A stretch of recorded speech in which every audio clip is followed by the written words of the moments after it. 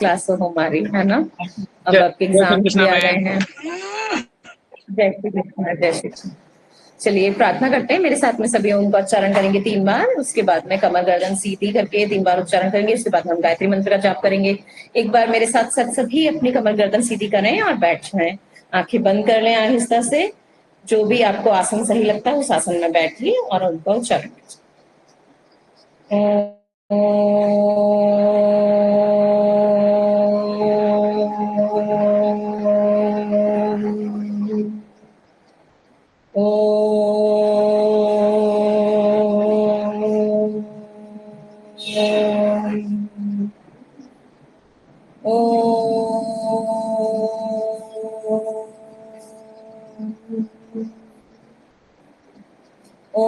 भूर्भुवः स्वः तत्सवितुर्वरेण्यं भर्गो देवस्य धीमहि धियो यो नः प्रचोदयात्। अपने हाथों को रब करेंगे अच्छे से, आंखों पे लगा।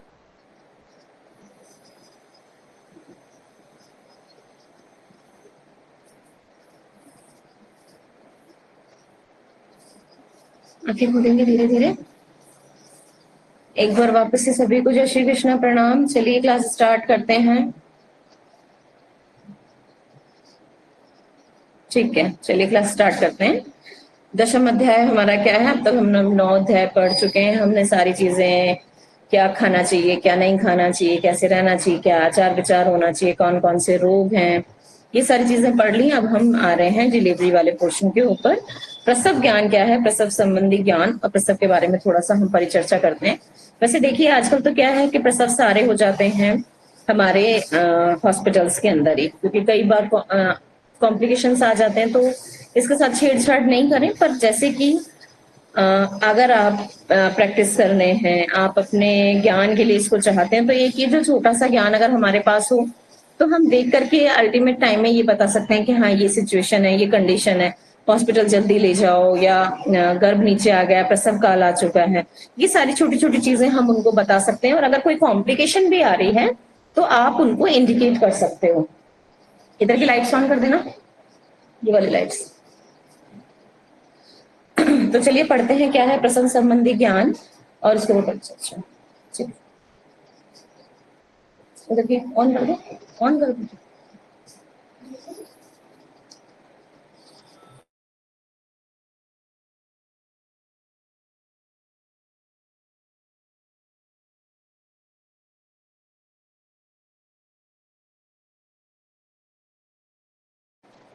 चलिए स्टार्ट करते हैं। यह अनिश्चित काल की अवस्था है। प्रसवारंभ के 2-3 सप्ताह पूर्व गर्भिणी को कुछ हल्पेपन का अनुभव होने लगता है। अब मैं आपको बताती हूँ कि ये हल्केपन का अनुभव क्या है। कि तो ऐसे ये इंडिकेटर छोटे छोटे इससे आपको पता जाएगा कि अब एक आध हफ्ते में प्रसव होने वाला है। जो हमारी जो गर्भिणी स्त्री होती है उसका जब पेट हम देखते हैं, जो उसका प्रसव वाला हमारा पेट होता है, जब हम उसको जांचते हैं तो वो ऊपर की तरफ पूरा गोल होता है। ठीक है, जैसे ही प्रसव का आने वाला होता है उससे एक हफ्ते पहले, इसे नॉर्मल अगर साधारण भाषा में हम यूं कहें तो कहते हैं कि कोख छोड़ दी है बच्चे ने। मीन्स वो नीचे थोड़ा सरक जाता है और जो साइड हमारा, जो हमारी किडनीज वाली जगह है, जहां पे हम कहते हैं किडनी है, जो हमारी पसलियां हैं, जो हमारी लास्ट वाली पसली है, जो आप अपनी रिब्स को टच करो, जो लास्ट रिब है उसके नीचे 4 उंगली, ये 4 फिंगर आप उस जगह पे लगा लो। ठीक है, इस जगह पे जब आप लगाओगे, इस जगह पे जब आप लगाओगे, यहाँ पे ये दोनों साइड गड्ढे जैसे हो जाते हैं, मतलब हल्का सा स्लाइटली अंदर की तरफ दबा हुआ, आगे की तरफ बढ़ा हुआ और नीचे की तरफ खिसका हुआ। अगर यूट्रस दिखाई देता है, मतलब पेट आपको दिखाई दे रहा है इस कंडीशन के अंदर, इट मीन्स कि प्रसव काल आने ही वाला है जल्दी। ठीक है, ये सबसे पहला इंडिकेशन है। ठीक है, तो ये एक नॉर्मल सी भाषा में जनरली, पहले तो दाई वगैरह जो सब होती थी वो भी बताते हैं। डोर क्लोज कर दो, बहुत आवाज आ रही है। ये सारी चीजें होती थी। ठीक है ना, इन सब चीजों में आज भी सेम सिचुएशन है कि इस तरीके से गर्भ नीचे खिसक जाता है और आप उसको बहुत अच्छे से देख सकते हैं और समझ सकते हैं कि क्या कंडीशन है गर्भ की। ठीक है, एक तो मेन तो ये मैंने आपको बता दिया। अब ये है कि गर्भाशय उदर के नीचे की ओर उतर आता है, तो यही बात है जो मैंने आपको बताया ना, उदर के नीचे की उदर आ गया हमारा कहाँ तक, पूरा डायफ्राम तक, है ना।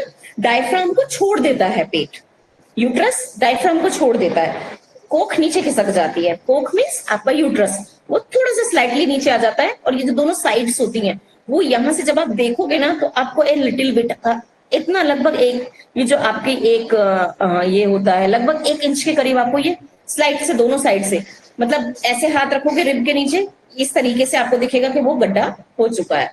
तो इट मीन्स कोख नीचे हो गई है, मतलब जो गर्भाशय है वो उधर से नीचे की तरफ उतर जाता है, और कमर नीचे की ओर आ जाती है। जो कमर है वो नीचे वाला जो हिस्सा है वो थोड़ा सा फैला हुआ और चौड़ा फील होता है, क्योंकि अब जो गर्भस्थ शिशु है, जो उदर है, जो गर्भाशय, वो बिल्कुल नीचे आ गया है। ये सबसे पहला सिम्टम है कि आप देख करके उसको समझ पाएंगे। महाप्राचीरा के ऊपर का भार हट जाने से सांस लेने में अधिक झुक आराम हो जाता है। अब ये जब नीचे खिसक जाता है ना, तो सांस लेने में थोड़ी सी ईज उसको फील होती है, जैसे कि सांस बार बार फूलती है ना गर्भिणी स्त्री की, क्योंकि भाई उधर तक आ जाता है, डायफ्राम तक आ जाता है यूट्रस, बच्चा बड़ा होता है, तो सांस लेने में बड़ी तकलीफ होती है ना। कई कई बार तो बहुत ज्यादा हो जाती है, जैसे ऊपर अगर घूम फिर रहा है, अगर ऊपर की तरफ सर आ गया तो भी बड़ी परेशानी हो जाती है। तो इस तरीके से कंडीशंस होती हैं, ठीक है। थोड़ी सी उसको सांस लेने में प्रॉब्लम आ गई, उसका शरीर हल्का हल्का अनुभव होने लग गया, भार उसका नीचे की तरफ खिसक गया है, पर टहलने में चलने में थोड़ी सी कठिनाई होती है, और बार बार उसको मूत्र त्याग की इच्छा होती है, बार बार उसको ऐसी इच्छा होती है कि बार बार मुझे टॉयलेट आ रहा है क्या, या स्टूल का प्रेशर क्रिएट हो रहा है क्या। तो ये समझने वाली बात है कि अगर उसको ये सारे सिम्टम्स आपको दिखाई दे रहे हैं, इट मीन्स प्रसव संबंधी टाइम आ चुका है, प्रसव का टाइम आ गया है। सावधानी से उदर परीक्षा के दौरान प्रथम गर्भा में सिर श्रोणी कंठ से लगा हुआ है या स्थिर ज्ञात हो जाता है। अब हम जब चेक करते हैं ना तो पता चल जाता है, ये तरीका होता है देखने का कि हेड किधर है। तो ये बिना प्रैक्टिकल नॉलेज के आपको नहीं पता चलेगा, तो ये वाली चीज आपको नहीं करनी है। आपको क्या करना है, आपको मेन जो बस एक पॉइंट मैंने बताया, ये सबसे बड़ा पॉइंट है। सेकेंड थिंग, जो ब्रीस्ट होते हैं, जो हमारी मैमरी ग्लैंड्स होती हैं, उसमें दूध का सीक्रेशन होना, बनना चालू हो जाता है धीरे धीरे। जैसे कि अगर प्रसव 2-3 दिन बाद होने वाला है, तो 1 दिन पहले, 2 दिन पहले ब्रीस्ट टाइट हो जाएंगे। हल्का नीलेपन वाली हमें अगर चेक करेंगे ब्रेस्ट को, तो हल्की नीली नीली यहाँ पे रेखाएं इस जगह से नीचे की तरफ आती हुई हमें अच्छे से दिखाई देंगी। तो ये 2-3 साइन इतने इजीली आपको बता सकते हैं कि आपको कहीं भी टच करने की, हाथ लगाने की, पीबी करने की आवश्यकता नहीं है। आप ऊपर से देख के बता सकते हो कि इसका प्रसव काल आ गया है, ठीक है।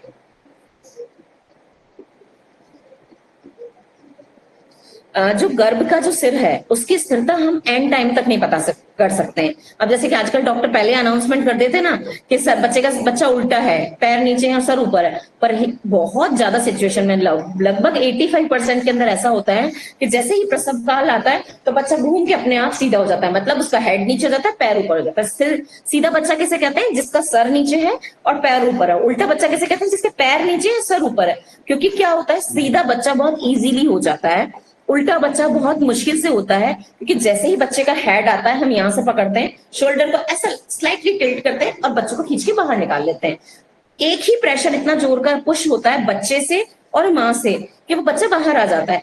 पर अगर बच्चा उल्टा है, अगर उसके पैर आए तो पैर आते आते वो प्रेशर इतना कम हो जाता है, जब तक हिप्स का एरिया आता है, हिप्स और कंधे तक हम जब बच्चे को ला पाते हैं तो क्या होता है कि यूट्रस का मुंह बंद होना स्टार्ट हो जाता है, और एकदम से, क्योंकि यूट्रस को तो ये पता चलता है कि हाँ बच्चा बाहर निकल गया, उसमें केवल सिर रह गया अंदर। और जो माँ होती है ना वो भी इतनी ताकत, एंड में वो इतनी थक जाती है, क्योंकि ये बहुत पेनफुल सिचुएशन है, जैसे कि आपकी सारी हड्डियां एक साथ तोड़ दी गई हों, आपको बहुत बुरी तरह से, आपके एक इतना तेज पेन होता है कि जिसको सहन करना सिर्फ एक माँ की ही शक्ति के लिए कहा जा सकता है। प्रणाम है माता शक्ति को कि वो इस पेन को सहन कर सकती हैं। इतना इतना तेज वो पेन होता है, ऐसा लगता है कि सारी हड्डियां कड़कड़ा के एक साथ टूट गई हो, क्योंकि पेल्विस खुलता है, जगह बनाता है, बच्चे का हेड निकलता है, फिर उसकी पूरी बॉडी निकलती है, तो बड़ी तकलीफ देह सिचुएशन होती है। अगर बच्चा उल्टा हुआ, पैर पहले निकले, तो कंडीशन बहुत खराब हो जाती है। बहुत बार, अधिकतर बार 99% बार बच्चे की डेथ हो जाती है अगर वो प्रसव नॉर्मल किया गया तो। इसलिए उसको पहले ही अगर देख लेते हैं कि बच्चे का हेड एकदम ऊपर है, थोड़ा बहुत भी अगर ऐसे सीधा है, मतलब बच्चे का सर इधर है, पेट के इस साइड या इस साइड, तो कोई इतना फर्क नहीं पड़ता, वो अपने आप डिलीवरी के टाइम नीचे हो जाता है। पर अगर ऊपर ही है और वहीं फंसा हुआ है और वो मूव ऑन ही नहीं कर रहा है, तो इट मीन्स वो बच्चा उल्टा है, तो उसको पहले ही सिजेरियन सेक्शन के द्वारा, सी सेक्शन के द्वारा निकाल दिया जाता है। ठीक है, इसलिए इन सब चीजों का ध्यान रखना और समझना बहुत ज्यादा जरूरी है। तो आप कोई भी इस तरीके की प्रेडिक्शन ना करें, कोई भी अनाउंसमेंट ना करें कि बच्चा उल्टा है या सीधा है, आप वो काम डॉक्टर को करने दें। ठीक है, बस आप बता सकते हो थोड़ा बहुत आप आइडिया कि मेरे हिसाब से ऐसा हो सकता है, कह सकते हो, इससे ज्यादा नहीं कह सकते हैं आप, आपको नहीं कहना है, क्योंकि बहुत बार सिचुएशन चेंज हो जाती है इन सारी चीजों के अंदर। प्रसव के टाइम बहुत सारी चीजें एट द टाइम चेंज हो जाती है, हम उसको नहीं समझ पाते हैं। अंतिम 1-2 सप्ताह में स्राव की अधिकता अधिक हो जाती है, जिसके कारण जो भग होता है, वॉल्व जो होता है, आद्र और पहले से चौड़ा हो जाता है। ये सीक्रेशन इसलिए स्टार्ट हो जाती है, ये सीक्रेशन भी बता रही होती है कि डिलीवरी होने वाली है।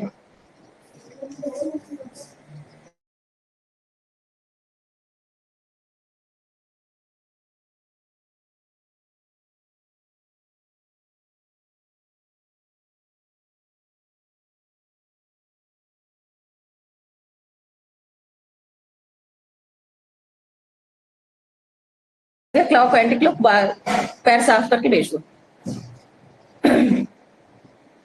तो जो ये सिक्रेशन है ये भी बताते हैं कि डिलीवरी का टाइम आ गया है, इस तरीके से सिक्रेशन हो रहा है। कई लोगों का क्या होता है, जो अंदर यूट्रस की जो थैली होती है वो उसके अंदर भी एक अपरा जिसके अंदर है, एक अंदर एक थैली होती है जिसको वो कई बार क्या होता है कि वो भी कभी कभी पंचर हो जाती है, तो पूरा पानी भी बाहर आ जाता है, या फिर डिलीवरी से जस्ट पहले वो पानी बाहर आ रहा होता है, या फिर धीरे धीरे वो आना हल्का हल्का स्त्राव होना चालू हो जाता है। उससे जो भग होता है, जो वॉल्व होता है हमारा, वल्वा जो होती है, वेजाइनल जो पार्ट है नीचे वाला, वो आर्द्र होने से, मॉइस्ट होने से एकदम से सॉफ्ट हो जाता है, लचीला हो जाता है और खुलना स्टार्ट हो जाता है धीरे धीरे। तो उससे भी आप पहचान सकते हैं बिना पीवी किए कि अब डिलीवरी होने वाली है। जब ये ये जो है गर्भिणी जो होती है, जो प्रेग्नेंट लेडी होती है, उसके लास्ट के जो कुछ दिन होते हैं, 7-8 दिन, उनमें उसका धीरे धीरे वेट थोड़ा थोड़ा कम होना स्टार्ट हो जाता है। तो उससे भी आप पहचान सकते हो कि ये सारी चीज भी हो गई है।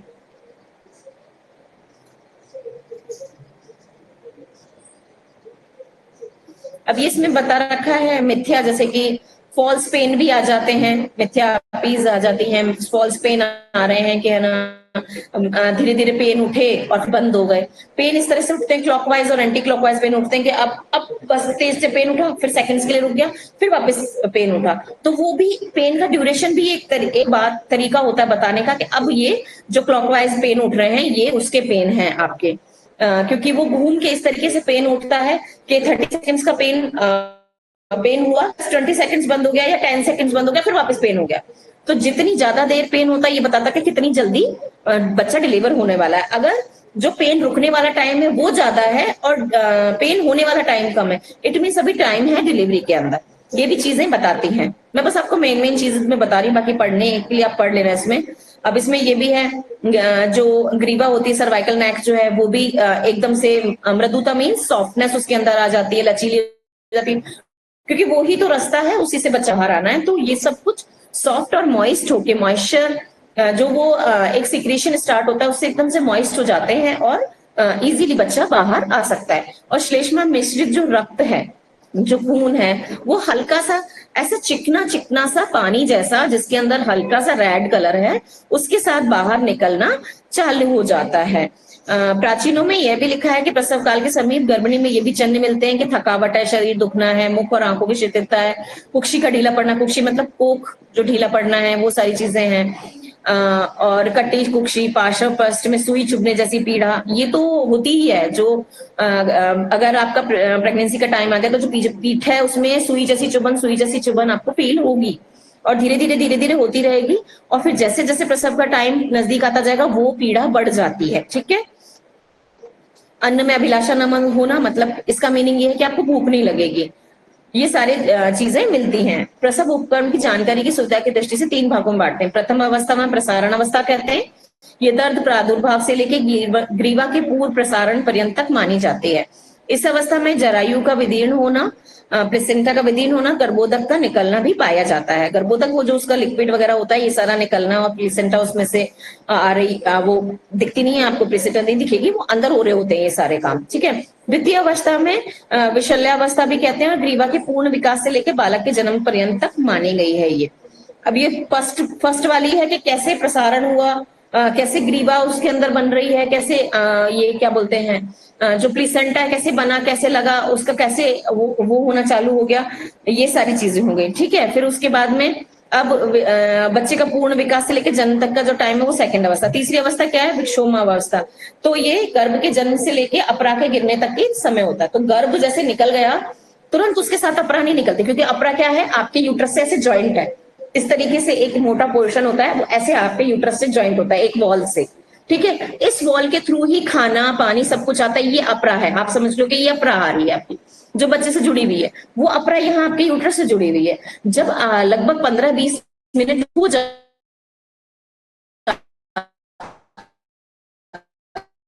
तो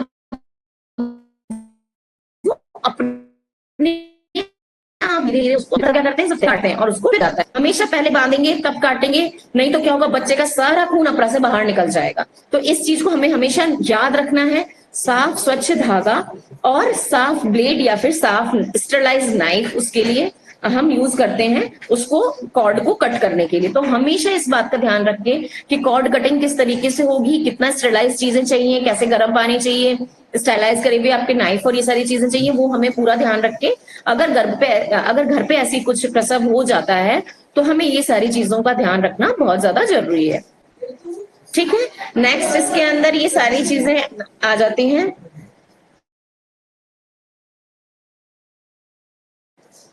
उसके बाद में क्या है कि आप ये देखिए कि ये प्लेसेंटा वाली कंडीशन हो गई, प्लेसेंटा किस तरीके से बाहर आ गया। जब प्लेसेंटा बाहर आ गया तो हम उसको चेक कैसे करते हैं कि वो यूट्रस से अलग हो गया, हमें तो पता है वो यूट्रस से जुड़ा हुआ है, तो अगर हाँ आप उसको खींचोगे तो अंदर क्या हो जाएगा, इंजरी हो जाएगी। तो हम उससे खींचना नहीं होता है, हम क्या कहते हैं, जो माँ की नाभि होती है आप उसको जोर से अंदर दबाइए, प्रेशर देंगे जब हम, लगभग ऐसा प्रेशर जिससे जो माता की नाभि है उसको प्रेशर देके जब हम अंदर की तरफ जब अंदर की तरफ उसको प्रेशर देके धसाने की कोशिश करते हैं, तो अगर अपरा ऊपर की तरफ नहीं खिंच रही है, इट मीन्स वो सेपरेट हो चुकी है यूट्रस वॉल से। पर अगर हम हाथ देके दबा रहे हैं और वो यूट्रस वो खिंच नहीं रही है, तो इट मीन सेपरेट हो गई है। और अगर वो खिंच रही है इट मीन सेपरेट नहीं हुई है। दोनों में समझना है कि अगर नाल खिंची इट मीन्स यूट्रस से सेपरेट नहीं हुई है, नाल अगर नहीं खिंची अंदर की तरफ और जैसी है उसी कंडीशन के अंदर, बहुत ध्यान से देखना होता है क्योंकि इतनी नहीं खुजती है कि जोर से अंदर चली जाएगी, बस आपको लगभग 1-2 सेंटीमीटर का अंतर पता चलेगा कि थोड़ी सी अंदर खिसक गई। चाहे तो आप उस वहां नाप के लिए कुछ रख लीजिए, तो जैसे ही आपने दबाया वैसे इधर से थोड़ा सा खिसका, थोड़ा सा मीन्स अ लिटिल बिट, तो उस चीज को ध्यान में रख के कि अब ये अलग हो गई है, तब फिर उसको हम घुमाते हैं गोल और फिर धीरे धीरे बड़ी स्लाइटली बड़े प्यार के साथ में उसको बाहर निकाला जाता है, नहीं तो इंजरी हो जाती है।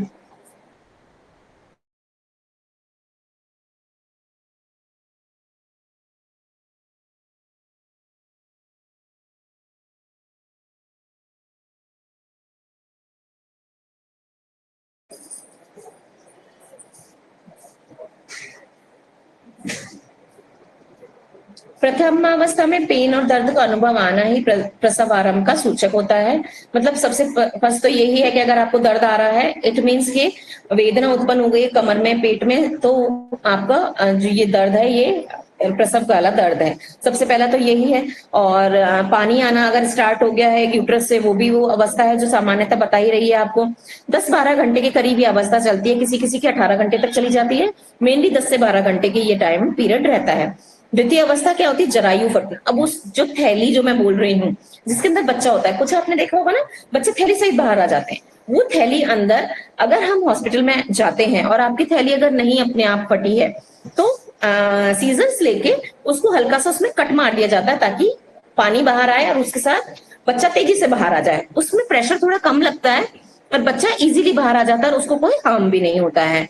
अगर पेन तेज हो रहा होता है तो, अगर पेन तेज नहीं है तो हमें ये सारी सिचुएशन करनी पड़ती है, ठीक है ना। इसके बाद में है द्वितीय अवस्था में जरायु फट जाती है, वो मैंने बताई दिया आपको, वेदना शांत होकर पुनः तीव्र हो जाती है। जैसे ही वो जरायु पड़ती है तो एकदम से वेदना थोड़ी सी शांत होती है, फिर एकदम से तेज हो जाती है। तो हमें ये सारी चीजें नोटिस करके रखनी है कि इस तरीके से ये वाली चीज हो जाती है। अधिक देर तक एवं प्रबल होते जाते हैं दर्द धीरे धीरे। पहले तो वो शांत हो गई, जैसे वो फटी आपकी थैली, फिर उसके बाद में वो तेज होने लग जाती है। जैसे जैसे वो तेज होती जा रही है, इसका मतलब ये है कि अब आपका जो प्रसव काल है वो पास आता जा रहा है। ठीक है, गर्भाशय का रास्ता, जिससे गर्भ रास्ता पाकर अधिक देर तक और प्रबल होते हैं, जब तेज संकोच, जैसे मैंने आपको बताया ना कि कॉन्ट्रैक्शंस वाला पेन जब ज्यादा होने लग जाए, और जो रुकने वाला पेन है वो थोड़ा हो जाए, उसका टाइम बिल्कुल कम हो जाए, तो गर्भ अपना रास्ता बनाता है, ग्रीवा से होके बाहर आता है। ये शेप होता है जे शेप के अंदर। बच्चा ऐसे है, पहले नीचे आता है और फिर इस तरीके से वो ऊपर आता है, तो शेप होता है जे शेप। जिस शेप से तो सीधा स्लाइड में नीचे आता है तेजी के साथ, फिर उसकी गर्दन ऐसे ऊपर आती है, इसलिए हमें ऐसे स्लाइड से खींच के बच्चे को बाहर निकालना होता है। खींचना ऐसा नहीं कि आपने गर्दन पकड़ के तेजी से खींच लिया, नहीं, एक लिया, उसको ऐसे प्रेस किया और फिर उसको हम बड़े प्यार से बाहर निकालते हैं। खिंचाता नहीं, गर्दन टूट जाएगी बच्चे की। ठीक है, ये द्वितीय अवस्था परामयी पैरों में 2 से 3 घंटे की होती है, मल्टी पैरा में ये बहुत कम समय होता है। द्वितीय समय में 3 घटनाएं होती है, गर्भाशय का संकोच होता है, प्रवारण होता है और गर्भ निर्हरण हो जाता है। ठीक है, मतलब कि आपकी गर्भाशय का संकोच हुआ, प्रवारण हुआ, पानी बाहर निकला, उसके साथ वो प्रेस के साथ बाहर आया और बच्चा बाहर आ गया, ये सारी चीजें होती है। तृतीय अवस्था में क्या होता है, गर्भ निकल जाने पर थोड़ी देर के लिए दर्द से राहत हो जाती है और शांत हो जाती है स्त्री। शांत होने का मीनिंग ये है, कई बार क्या होता है, बेहोश हो जाते हैं, कई बार नींद भी आ जाती है, कई बार थोड़ी सी देर की मूर्छा आती है और फिर वापस होश में आ जाते हैं, और कुछ लोग रिलैक्स होके ही सो जाते हैं कि दर्द इतना तेज था कि उसके बाद में, इसीलिए कहा जाता है कि माता का दूसरा जन्म हुआ है। जच्चा बच्चा अगर दोनों स्वस्थ है तो बहुत बड़ी बात मानी जाती है। ईश्वर का धन्यवाद हमें करना चाहिए कि जच्चा और बच्चा दोनों ही स्वस्थ बाहर आए हैं। और फिर दर्द दोबारा शुरू हो जाता है। 5 मेरे पास है,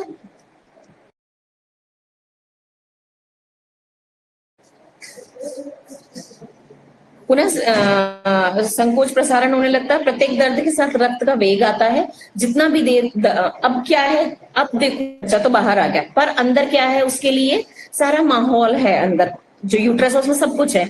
अब अंदर थैली भी है, अंदर अपरा भी है, अंदर ब्लड भी है, अंदर पानी भी है। अब जितने कॉन्ट्रैक्शंस आएंगे वो आने जरूरी हैं, क्योंकि अंदर से पूरी सफाई होनी उसकी जरूरी है। वो नॉर्मल कॉन्ट्रैक्शंस है, उसके होने से ही बाकी की अंदर की जितनी गंदगी है वो पूरी क्रिएट होती है। अब इसको गंदगी क्यों कहा गया, अब तक तो ये पोषण दे रहा था, क्योंकि अब उसका कोई यूज नहीं है। अगर वो अंदर रह गया तो गर्भिणी को कोई भी, मतलब अब तो माता बन गई वो, अब माता को कोई भी और परेशानी आ सकती है। तो इस चीज को हमें नोटिस रखना है कि अब दोबारा भी संकोचन होना जरूरी है, मीन्स कॉन्ट्रैक्शन होने ही चाहिए। उसके बाद में तभी अपरा बाहर आएगी, तभी बाकी का सारा हर कॉन्ट्रैक्शन के साथ ब्लड फ्लो बाहर आएगा। और इस बात को बहुत ही ध्यान से हमें याद भी रखना है। ठीक है, दर्द के साथ ही योनि मुख से अपरा बाहर निकलती है, इसके साथ ही रक्तस्राव अधिक वेग से साथ होने लग जाता है। ये सब मैंने आपको बता दिया है ना, ये आप एक बार पढ़ लेना, इसमें ऐसा कुछ बताने लायक नहीं है। साधारणतः ये अवस्था 7वें 8वें महीने। अब ये देखो, कई बार क्या होता है, मिथ्याचार के कारण, शारीरिक विसंगतियों के कारण नाभि नाल के गले के चारों तरफ लिपटने से ये क्या हो जाती है, उसमें बच्चे के पैदा होने में परेशानी क्रिएट करती है। क्योंकि जैसे ही बच्चा नीचे आता है, नाल तो ऊपर है, अब वो छोटी पड़ गई। छोटी क्यों पड़ गई, क्योंकि वो गले के अंदर 1 अंटा 2 अंटा 3 भी होते हैं बच्चों के, है ना।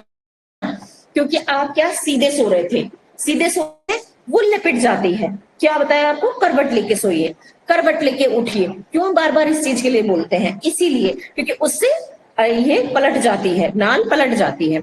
ठीक है ना, 7वें 8वें महीने में ये होता है, और इससे बच्चे के गले के चारों तरफ नाल आ जाती है। इससे क्या होता है, कई बार अनियमित शूल आदि शिकायत भी होती है, परंतु अगर जांच दरें पता चलता है कि नाभिनाल कितनी आवृत्ति में गले के चारों तरफ है लिपटी है, तो यदि कुपोषण या असामयिक कारणों के कारण है तो सामान्य संतुलित आहार और ग्लूकोज देने पर स्वयं सामान्य हो जाता है। अगर आप वीक हैं और आप ऐसे बार बार उठे हैं, सब कुछ किया है, तो उस कारण कुपोषण से भी ये होता है। अगर आपने पहले ही अल्ट्रासाउंड में इस चीज को जान लिया कि ये सच सिचुएशन ऑकर हो रही है, नाल के अंदर कितनी बार है, अगर गर्दन के अंदर एक बार है तो क्या होता है, बच्चा जैसे घूमता है ना, तो फिर वो अपने आप बाहर भी निकल जाता है। कभी कभी तो क्या होता है उसकी पूरी बॉडी के चारों तरफ भी लिपट जाती है, पर वो क्योंकि उसके रोटेशन के कारण है, मूवमेंट के कारण है बच्चे के, तो मूवमेंट कर रहा है तो इधर उधर लिपट जाती है।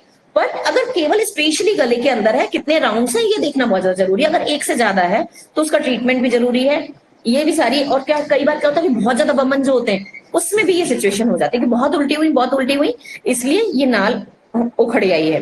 तो आपको ये सारी चीजें हमें पहले से देखनी है। अल्ट्रासाउंड आजकल इजीली अवेलेबल है तो उससे पता चल जाता है। अगर सही टाइम पर, कई बार क्या होता है कि अगर आपने नहीं देखा और उसको देख के भी अनदेखी कर दी और नॉर्मल आपने प्रेगनेंसी करवाई, नॉर्मल आपने डिलीवरी करवाई, क्या होगा कि बच्चा मराबा पे पैदा होता है, क्योंकि जैसे ही वो खिंचता है नीचे आता है तो उसके गले में क्या होता है, फांसी जैसा फंदा लग जाता है, तो बच्चे की डेथ हो जाती है। उसमें जान ही कितनी होती, छोटा सा तो होता है वो, बहुत नाजुक भी होता है। इसलिए उसको शल्य क्रिया द्वारा बाहर निकालते हैं। शल्य क्रिया में सी सेक्शन, सिजेरियन सेक्शन के द्वारा ही उसको बाहर निकालना सेफेस्ट वे होता है माँ और बेटा बच्चे दोनों के लिए। प्रसव संबंधी ज्ञान और सावधानियां क्या है? प्राकृत प्रसव उसे कहते हैं जिसमें गर्भ अवाक सिर होकर के मध्य शीर्ष का उदर स्थान निरुपद्रव रहते हुए संभवतः बिना किसी प्रकार की चिकित्सा की सहायता के पैदा हो जाता है, उसे नॉर्मल कहते हैं हम, ठीक है। और इसलिए आपको जो गर्भवती है ना उसको भी इन सब चीजों का पता होना जरूरी है।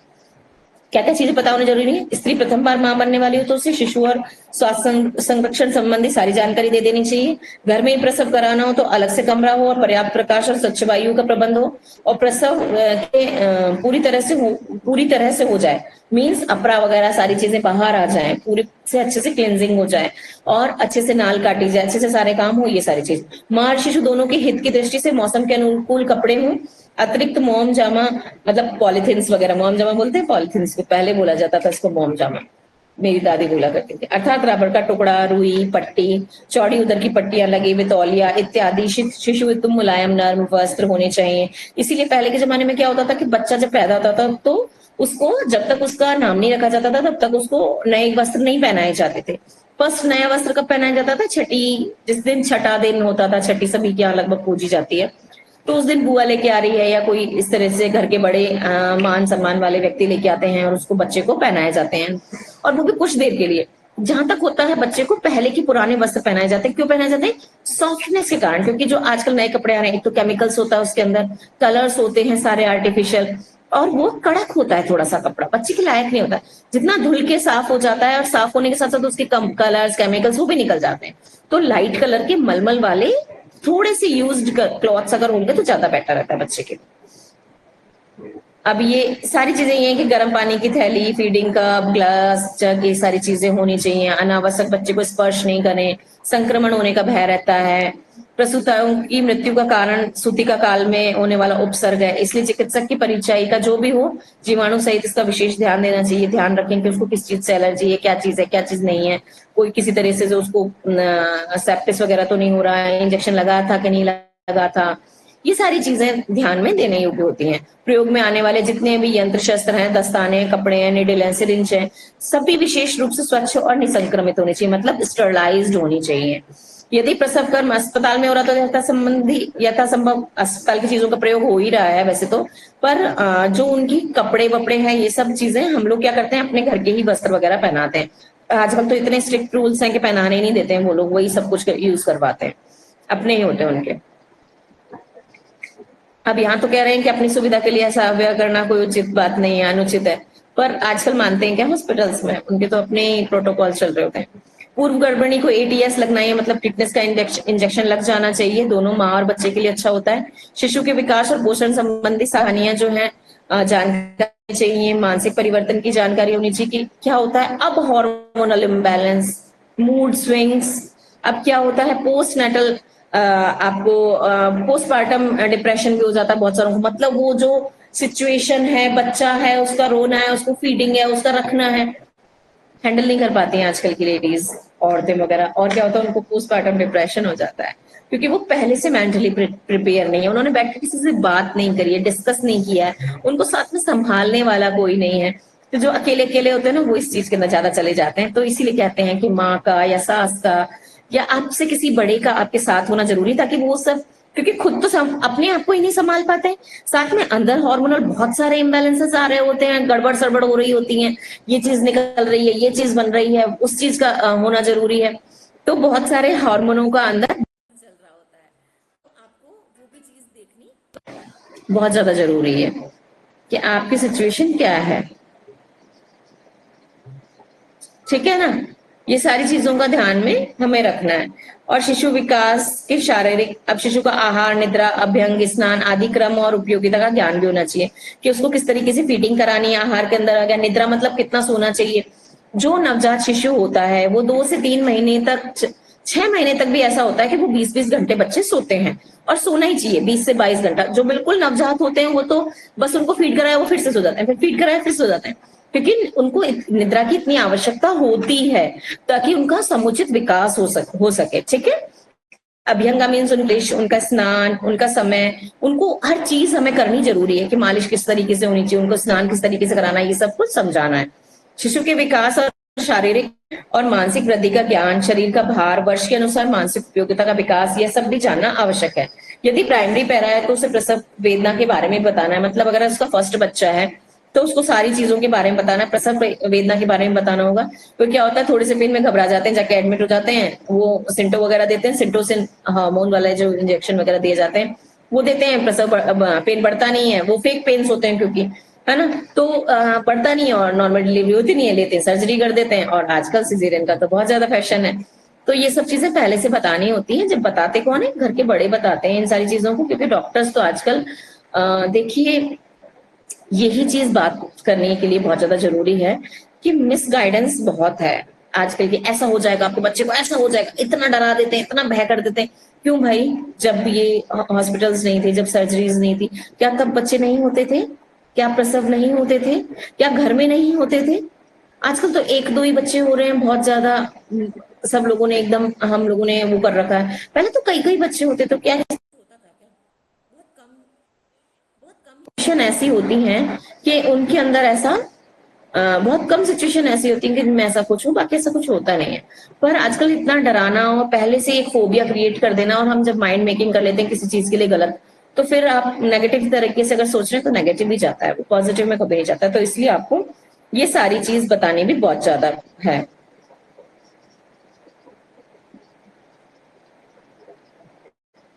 अब है हमारा एकादश अध्याय क्या है।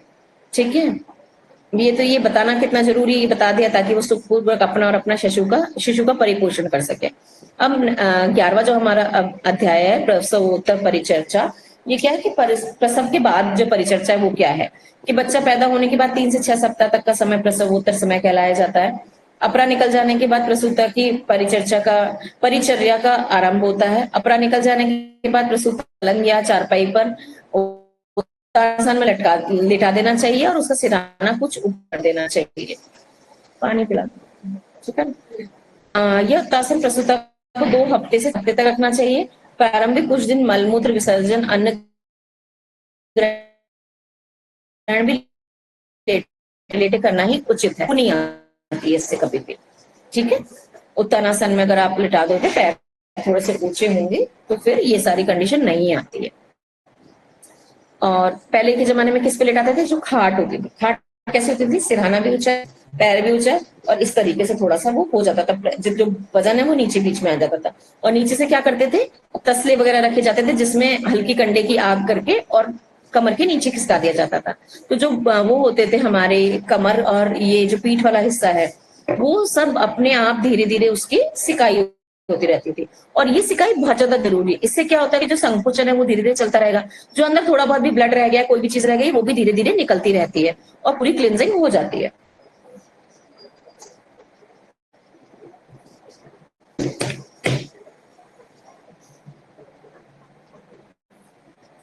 पीछे है ना वाला, आए तो नीचे ले जाना, ठीक है। अब ये सारी चीजें जब हम करते थे ना तो बहुत ज्यादा फायदा देते थे। आजकल सिकाई वगैरह करते नहीं है, मसाज जो अभ्यंगा वाला सिस्टम है वो करते नहीं है, स्नान गर्म पानी से करते नहीं है, गर्म पानी पिलाते नहीं है। अजवाइन वगैरह का जो हम गर्म पानी पहले पिलाया करते थे, कच्चा पानी नहीं दिया जाता। कच्चा पानी मीन्स बॉईल किया हुआ पानी, बॉईल करके ठंडा करके तो उसको दे सकते हैं। पर बॉईल करके भी वो उसको ठंडा नहीं देते थे, वो उसको हल्का गुनगुना ही पिलाते थे, या फिर गर्मी है तो नॉर्मल रूम टेम्परेचर का वाटर पिलाते थे। तो इससे क्या होता था कि बाकी की कंडीशंस जो होती हैं, प्रसव के बाद वाली जो परेशानियां जो आगे चल के परेशान करने हैं, वो नहीं करती थी। इन सब चीजों का मैटर है, ये नेचुरल ट्रीटमेंट है। और आयुर्वेद और नेचुरोपैथी जो है ना, यही बता रही है कि इस तरीके से खाओ, इस तरह। तो जो वेट बढ़ता था, वो वेट अपने आप धीरे धीरे वो अजवाइन के पानी से सत से आपका खत्म हो जाता है। ऊपर से बच्चा दूध पी रहा था, उसका भी दूध साफ होके आने लग जाता है, और दूध बढ़ जाता है इससे। गुड़ और इसके अजवाइन के जीरे के पाक बना के देते थे, जो सुबह सुबह बना करके घी वाला, सौंठ है उसमें, अजवाइन है उसमें, सारे मेवे हैं उसमें, ढेर सारा घी है उसमें, एक नाम के लिए 1 चम्मच उसमें बस आटा डाला जाता था। गेहूं का आटा क्यों डाला जाता था भाई? उसमें मैग्नीशियम है, उसके अंदर जिंक है, वो आपके कैल्शियम को बाइंड करने का काम करता है, जो आपका लॉसेस हुए हैं उनको फिलफिल करते हैं। अब आपको ये खाने में अच्छा लगे या ना लगे, उससे कोई फर्क नहीं पड़ता है, वो आपके हेल्थ के लिए कितना अच्छा है ये समझना आपको बहुत ज्यादा जरूरी है।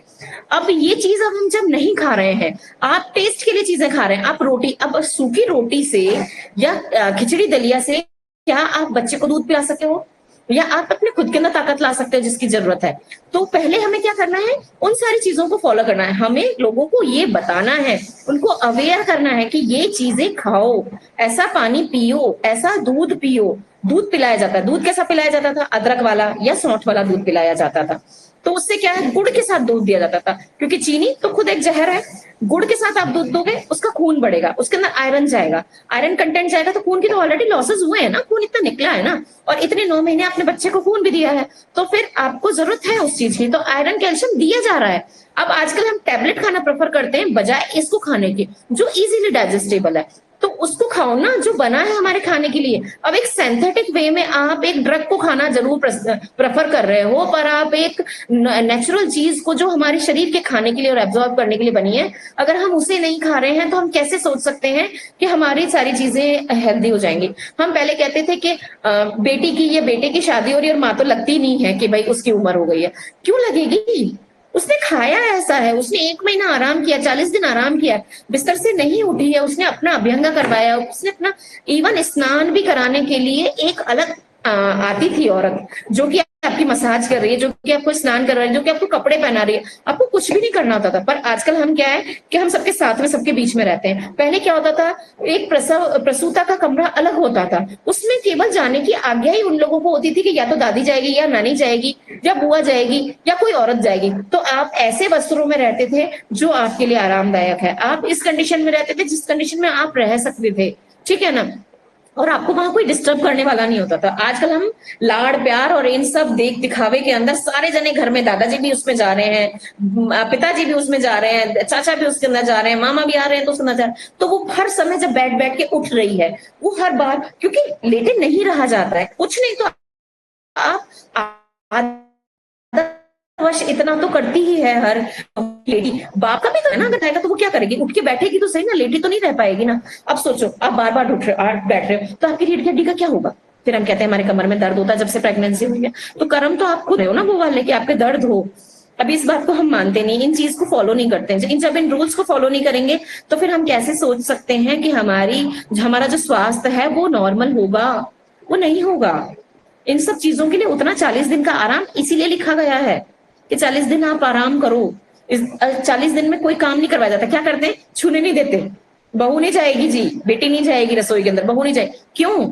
वो कुछ छुआछूत वाला मैटर नहीं था, ये एक आइडियल फिक्स कर दिया गया था कि अगर हम जाने देंगे तो वो कुछ ना कुछ काम करेगी, पर अगर आप जाने ही नहीं दोगे, एक उसके लिए रिस्ट्रिक्शंस बना दोगे, तो वो तो आराम ही करेगी ना लड़की के, मुझे तो कुछ छूना ही नहीं है, मुझे तो कुछ करना ही नहीं है। इसलिए 40 दिन का सूतक मनाते थे। सूतक क्या है? कुछ भी नहीं है, क्योंकि 40 दिन ब्लीडिंग होती है आपको, 40 दिन आपको सच में आराम की जरूरत है।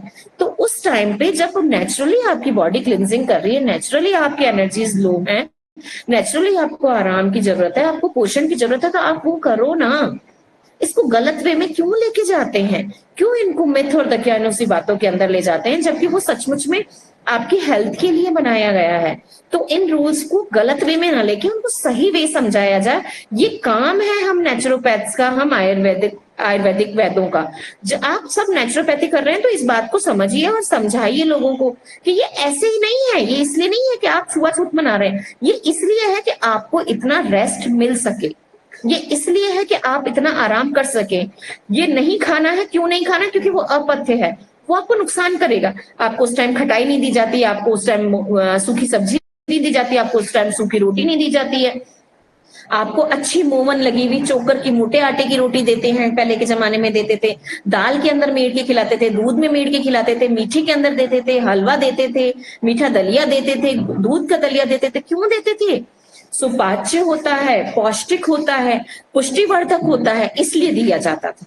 इसलिए नहीं दिया जाता था कि उसके साथ कोई अत्याचार कर रहे हैं। वो अत्याचार का वे नहीं था, उसको इतने गलत वे में लेके चले गए। हाँ, कुछ लोगों के साथ मैं मानती हूँ कि कुछ सच में सताई गई औरतें हैं, पर इसका मतलब ये नहीं है कि हर एक के साथ ऐसा हुआ था या हर एक के साथ ऐसा हुआ और ऐसा होगा। वो बनाए गए रूल्स इसीलिए थे ताकि आराम मिल सके इस दौरान। ये जो प्रसव काल है वो बहुत बड़ी चीज होती है, आप एक नया जीवन पाते हो और उसके बाद आप क्या सोचते, एक बच्चा जब पैदा होता है तो करता है ना 20-20 घंटे आराम, 28-28 घंटे, 24-24 घंटे आराम, 23-23 घंटे सोता है। तो जब आपने भी नया जन्म लिया और बच्चे ने भी नया जन्म लिया तो आप क्यों नहीं आराम कर रहे हो? क्या कोई चीज समझ में नहीं आती है? ये तो बहुत साइंटिफिक है, बहुत ही साइंटिफिक है इसको समझना, पर हम समझ नहीं रहे उन सब चीजों को। नहीं, हम तो हेल्दी, हम तो फिट है, हम तो बैठ सकते हैं। बैठे रहो, जिंदगी भर रोना, आगे कमर का दर्द कभी नहीं जाएगा। फिर कहते हैं बल्ज डिस्क हो गई, फिर कहते हैं साइटिका हो गई, फिर कहते हैं हमारे पैरों से कमर में दर्द जा रहा है, कमर से पैरों में जा रहा है, पैरों से कमर में जा रहा है। तो करते तो आप ही हो ना उस काम को, आप बैठ रहे हो ना, आप बच्चे को गोदी में लेके बैठ रहे हो। पहले कौन सी माँ बच्चे को गोदी में लेके बैठती थी?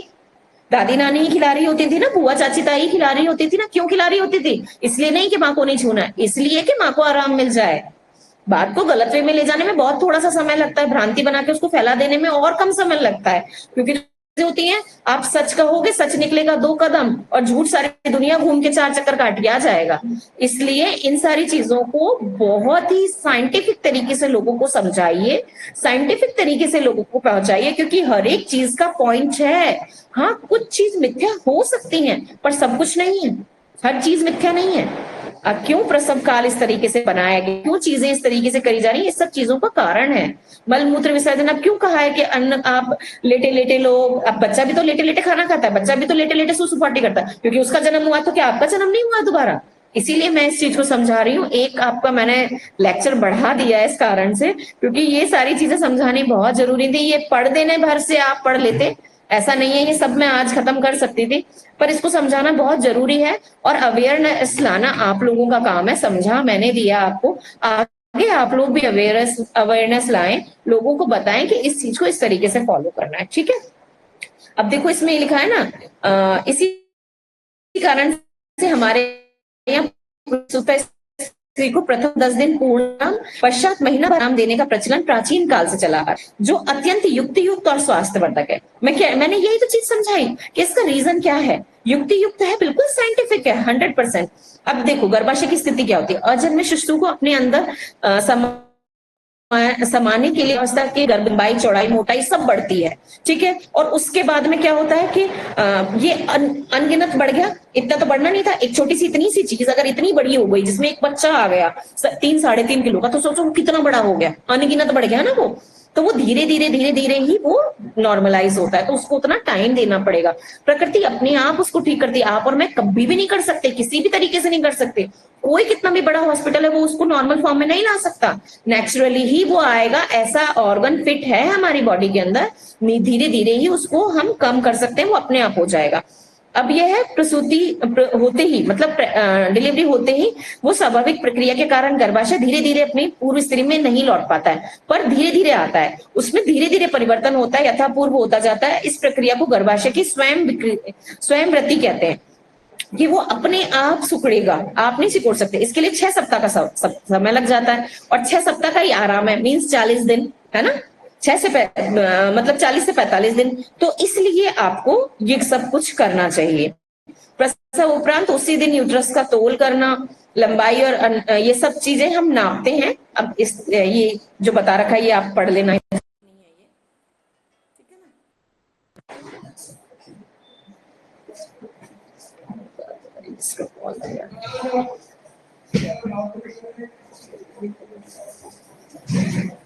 प्रसवोपरांत चरक की मतानुसार प्रसूता की स्थिति अत्यंत दुर्बल होती है, शिथिल होती है, शून्य होती है। ये सारी चीजें मैं आपको समझा चुकी हूँ, आप इन सारी चीजों को पढ़ लेना, ठीक है। इसमें कुछ भी नहीं है। आहार का बता ही दिया मैंने, रुचिकर देना है, आहार सादा होना चाहिए, हल्का होना चाहिए, पौष्टिक होना चाहिए, तरल ज्यादा होना चाहिए। पाचन शक्ति भी दुर्बल होती है इस टाइम, इसीलिए इस तरीके का आहार दिया जाता है जो कि बहुत ज्यादा जरूरी है। खाद्य द्रव्यों में प्रोटीन और कैल्शियम, विटामिन की अधिकता होनी चाहिए, जो मैंने बताया खाने में सारी चीजें वही हैं। कार्बोहाइड्रेट और चर्बी युक्त पदार्थ नहीं होने चाहिए, इसीलिए चावल वगैरह आपको नहीं दी जाती, रोटी आपको कम से कम दी जाती है। और वर्ज्य पदार्थ भी हैं इसमें, जैसे कि ये आपको दूध वगैरह तो देते हैं, चाय कॉफी ये सब नहीं आपको लेने चाहिए। कांची के चावल वगैरह, गेहूं की रोटी, हलवा, मधुर रस, ये पदार्थ अधिक मात्रा में देने चाहिए, विशेषकर दूध फायदेमंद होता है। अब इसीलिए बार बार दूध का दलिया, दूध के साथ रोटी और दूध अदरक वाला या सौंठ का दूध मैंने बताया आपको, ठीक है। मलमूत्र विसर्जन वाला जो है उसमें मलाशय मूत्राशय का आधार कम होने से उदर गुहा में रिक्तावस्था आ जाती है और उदर की पेशियों की शिथिलता के कारण प्रसूता को कमजोरी होती है। इसलिए मूत्र मार्ग में कई बार सूजन और पीड़ा का भी अनुभव होता है और कई बार बंद भी हो जाता है। यूरिन इन्फेक्शन इसी टाइम सबसे ज्यादा होते हैं, तो इसलिए भी बहुत ज्यादा जरूरी है। और हल्का सा विरेचन भी करवाया जाता है ताकि इजीली मल त्याग कर सके और कॉन्स्टिपेशन ना हो। इसके लिए कैस्टर ऑयल देखिए इसमें लिखी रखा है। अरण्य का तेल अधिक वो उपयुक्त होता है, मृदु विरेचक है, मधुर रेचक है, क्योंकि ये मैंने आपको पहले भी समझाया था मृदु रेचक क्या होता है, अरण्य का तेल किस तरीके से दिया जाता है, तो उसके इसका उपयोग कर सकते हैं हम गर्म पानी के साथ। हाँ, गुनगुने बताया था ना मैंने उस दिन आपको, तो ये इसमें भी जरूर देना चाहिए। हाँ, ठीक है। सुखपूर्वक निद्रा लेनी चाहिए, काम क्रोध आदि चिंता से बचना चाहिए, व्यायाम और शरीर की हलचल, ठीक है। हाँ ले लो, भरवा लो। इस प्रकार प्रसव प्रसव उपरांत स्त्री का एक प्रकार से संपूर्ण शारीरिक परिवर्तन होता है। उन्हें सावधानी पूर्वक देश काल के अनुसार औषधीय उपचार और आवश्यक सूती का परिचय नियम द्वारा स्वस्थ रखना चाहिए, इससे माँ और शिशु दोनों स्वस्थ रहे, विकार ना हो। अब ये जो बता दिया है ना कि देश और काल के अनुसार, तो देश किस तरीके के जगह पे आप रह रहे हो, काल कैसा है, ये सारी चीजें देखनी चाहिए कि मौसम किस तरीके का, उसी तरीके के कपड़े, उसी तरीके का आहार विहार दिया जाना चाहिए। उससे दोनों ही माँ और बच्चा दोनों ही स्वस्थ रहते हैं, ठीक है। अब ये जो बाकी का बचा है ये नेक्स्ट हमारे उसमें हो जाएगा। आज थोड़ा सा टाइम ज्यादा लगा है हमें क्योंकि ये सारी चीज समझानी थी, बाकी का थोड़ा सा ही रह गया, अब तो एक दो पेज ही है ये, ठीक है। इनको हम नेक्स्ट एक और लेना पड़ेगा मुझे लेक्चर, उसमें आपका कंप्लीट हो। कुछ अगर पूछना है तो पूछ लीजिए क्योंकि टाइम हो गया है, 56 हो गए हैं।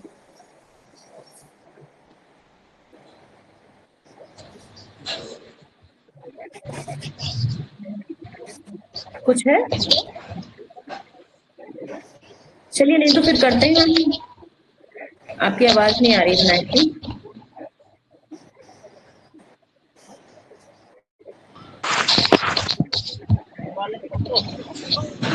जी बताइए।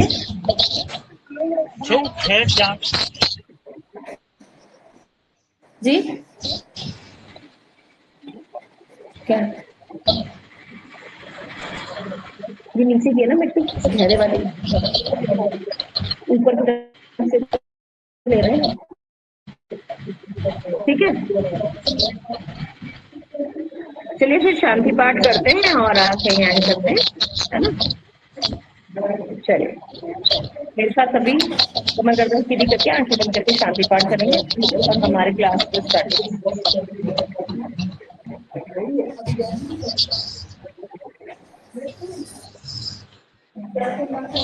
सर्वे भवन्तु सुखिनः, सर्वे सन्तु निरामयाः, सर्वे भद्राणि पश्यन्तु मा कश्चित् दुःखं वा भवेत्।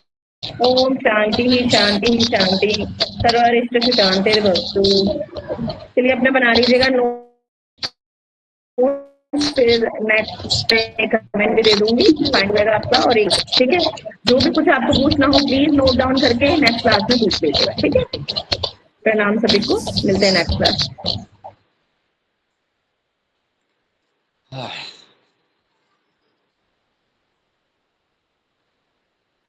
બોલો કેવું છે? સારું છે ને? બરાબર. बीपी मापी लिए तो આવે છે